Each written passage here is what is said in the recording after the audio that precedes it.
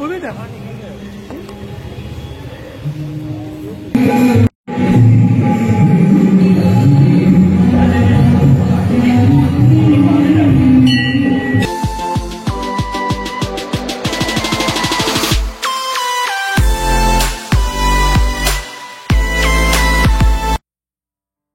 Good evening বন্ধুরা, welcome back to my YouTube channel and welcome back to my new blog. আমার এই চ্যানেলটা lifestyle blog channel বলেই আমি তোমাদের আমার লাইফের বিভিন্ন রকম রিমার্কেবল মোমেন্টগুলো তোমাদের সঙ্গে শেয়ার করার চেষ্টা করি।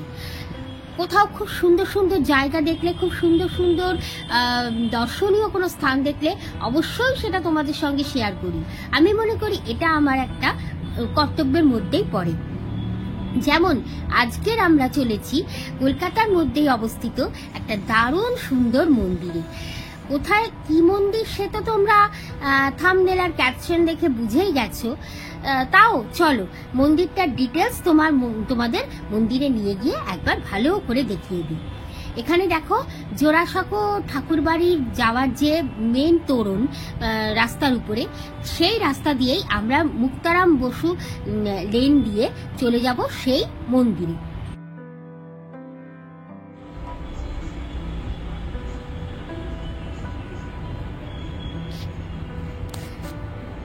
আমাদের কলকাতা শহরে একটু বেরিয়ে পড়লেই দেখা যায় অনেক রকম দর্শনীয় স্থান এবং তার মধ্যে অনেক রকম মন্দিরও। যেমনটা আজকের আমি তোমাদের নিয়ে যাব কলকাতারই একটি অন্যতম দর্শনীয় মন্দিরে।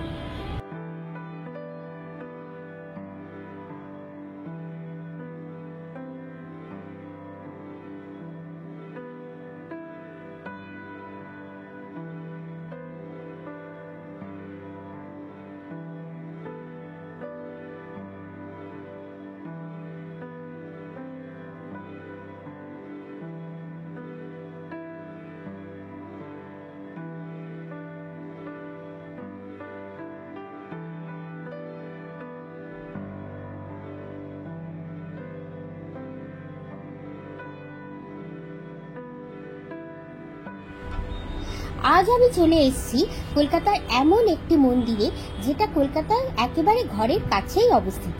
তাই দেখতে থাকো আমার আজকের ব্লগটা, একটুও স্কিপ করো না। আমি আজকের ব্লগে এই মন্দির কোথায়, এই মন্দিরে কিভাবে যাবে, মন্দিরের সমস্ত ডিটেলস, মন্দির কখন খোলে কখন বন্ধ হয়, পুজো পদ্ধতি, সমস্ত কিছু ডিটেলস তোমাদের সঙ্গে শেয়ার করব। আজকের একটা দারুণ জায়গা তোমাদের নিয়ে এসেছি, সিদ্ধিবিনায়ক টেম্পল। না, এটা কিন্তু মহারাষ্ট্রের সিদ্ধিবিনায়ক টেম্পল না, এটা হচ্ছে আমাদের কলকাতার সিদ্ধিবিনায়ক টেম্পল। তো এই মন্দিরের ওপেনিং, মন্দির কটায় খোলে কটায় বন্ধ হয়, কখন পুজোর টাইম, কিভাবে তোমরা আসবে, এটসেট্রা এটসেট্রা এভরিথিং, মন্দিরের ভিতরে সমস্ত কিছু আমি তোমাদের ডিটেলস আমার ব্লগে শেয়ার করবো। ওকে, তোমরা সঙ্গে থাকো, ব্লগটা একদম স্কিপ করো না, দেখো পুরো লাস্ট ফার্স্ট থেকে শেষ পর্যন্ত দেখবে। আশা করি তোমাদের আজকের ব্লগটা ভালো লাগবে। চলো, মন্দিরে ঢুকেই বাদিকে হচ্ছে জুতো রাখার স্থান। আর দেখো এখানে পরিপাটিভাবে জুতো গুছিয়ে রাখার পর এখানে হাত ধোয়ারও সুন্দর ব্যবস্থা আছে। আর তারপরে হচ্ছে এখানে প্রসাদ নেওয়ার জায়গা। এখানে তোমরা 101 টাকা থেকে শুরু করে 1001 টাকার বিভিন্ন রকমের ডালাই পেয়ে যাবে। তাছাড়া তোমরা তোমাদের সাধ্য অনুযায়ী নিজেরাও ডালা তৈরি করে নিতে পারো।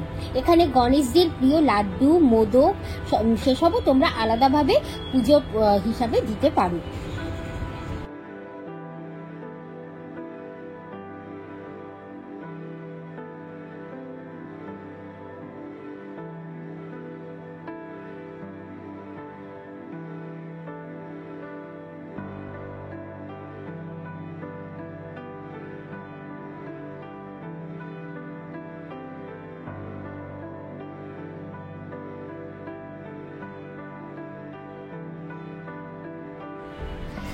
আজ আমরা চলে এসেছি কলকাতার একটি প্রায় 200 বছর পুরনো জমিদার বাড়ি, মল্লিক বাড়ি।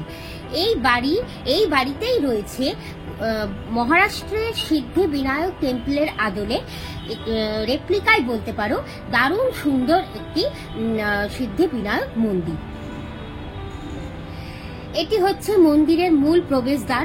মন্দিরের এই প্রবেশদ্বার দিয়ে সিদ্ধিবিনায়ক মন্দিরে একেবারে গর্ভগৃহে প্রবেশ করা যায়। গর্ভগৃহে ঢুকেই মনটা একেবারে শান্তিতে ভরে গেল। এই বাড়িটি হলো মল্লিকদের জমিদার বাড়ি, যাকে বলা হয়, এটির নাম হচ্ছে মল্লিক কুঠি। দেখো, আমরা গর্ভগৃহে দিয়ে ঢুকেই প্রথমেই হচ্ছে বাঁদিকে সিদ্ধিদাতা গণেশের দারুণ সুন্দর মূর্তি। এখানে সিদ্ধিদাতা গণেশের কিন্তু মুম্বাইয়ের সিদ্ধিদাতা গণেশের আদলে একজন তৈরি। যদিও মন্দিরটির ভিতরটি কিন্তু মুম্বাইয়ের আদলে তৈরি নয়, কিন্তু সিদ্ধিদাতা গণেশ ঠাকুরের মূর্তিটি কিন্তু পুরোপুরি মুম্বাইয়ের সিদ্ধিদাতা গণেশের মূর্তি যেমন দেখতে পুরো একই রকম ভাবে তৈরি। সিদ্ধিদাতা গণেশের গণপতি বাপ্পা বা সিদ্ধিদাতা গণেশ ঠাকুরের দুপাশে আছেন তার স্ত্রী ঋদ্ধি আর সিদ্ধি, আর মাথার উপর আছেন তার বাবা মা বা পিতা মাতা পার্বতী আর ভোলে বাবার ছবি। উপরে দেখো খুব সুন্দর একটা ঝাড়বাতি, আর পুরো মন্দির চত্বরটি দেখলে মনে হয় যেন আমরা চলে এসেছি অনেক বছরের প্রাচীন পুরনো কোনো জমিদার বাড়ি। হ্যাঁ, এই জমিদার বাড়িটি হচ্ছে মন্দির। এখানে দেখো, এই যে বিশাল বড় জায়গাটি দেখছো, এটি হচ্ছে ঠাকুর দালান বলতে পারো, বা এটি হচ্ছে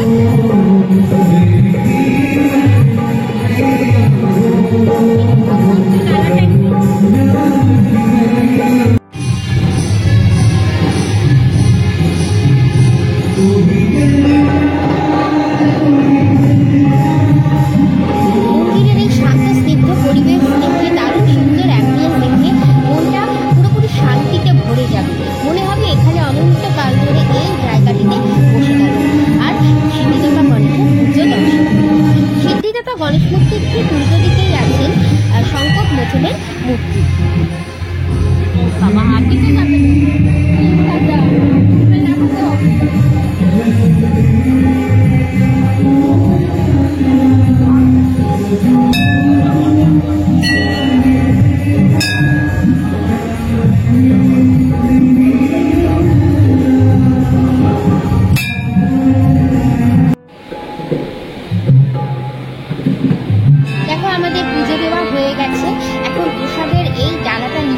ঘুরে বেড়াচ্ছে মন্দির প্রাঙ্গণে। ভীষণ ভালো লাগছে, ভীষণ মনটা জাস্ট শান্তিতে ভরে যাচ্ছে, কিছু বলার নেই।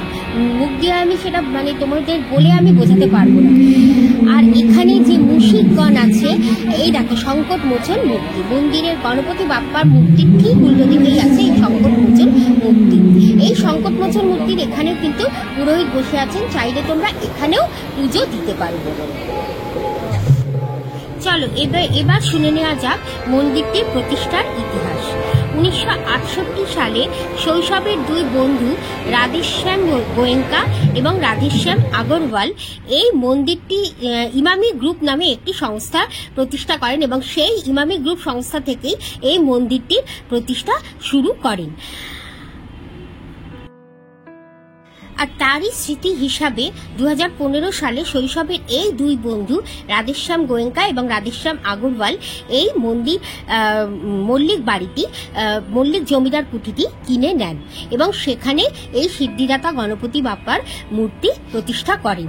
এটি মুম্বাইয়ের আদলে তৈরি মূর্তি হলেও এখানে মন্দিরটির ভিতরে কিন্তু পুরোপুরি নিজস্বভাবেই বানানো হয়েছে, আর বড় বড় পিলার দিয়ে মন্দিরটির চারপাশ ঘিরে রাখা হয়েছে। এখানে মন্দিরটি খোলা বন্ধ, মন্দিরে পুজো দেওয়ার সময়, মন্দিরে প্রত্যেক দিনের ভোগ আরতির সময়, ভোগ কখন পাওয়া যাবে সেই সময়, সমস্ত কিছুই ডিটেলসে দেওয়া আছে। চাইলে তোমরা এগুলোকে স্ক্রিনশট করে দেখেও নিতে পারো।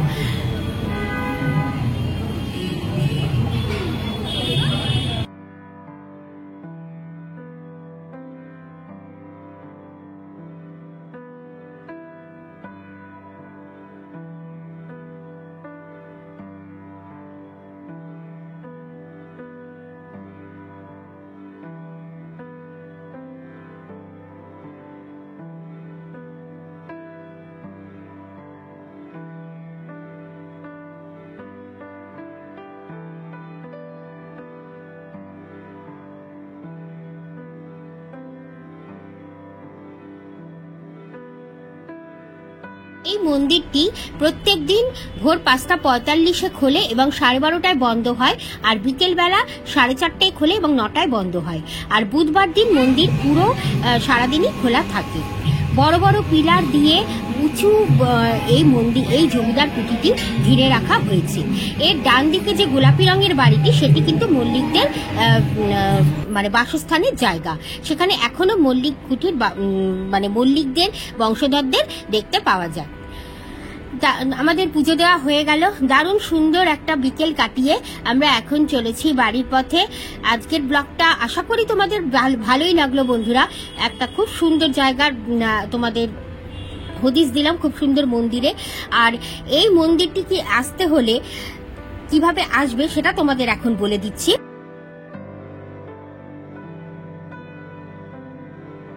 সবশেষে তোমাদের বলি মন্দিরটিতে কিভাবে আসবে। তোমরা যারা মেট্রোতে আসবে তারা এমজি রোড স্টেশনে নেমে সেখানে 2 নম্বর গেট দিয়ে বেরিয়ে সেখান থেকে সোজা পায়ে হেঁটে চলে আসবে মুক্তারাম বাবু স্ট্রিটে। সেখানেই এই মন্দিরটি অবস্থিত।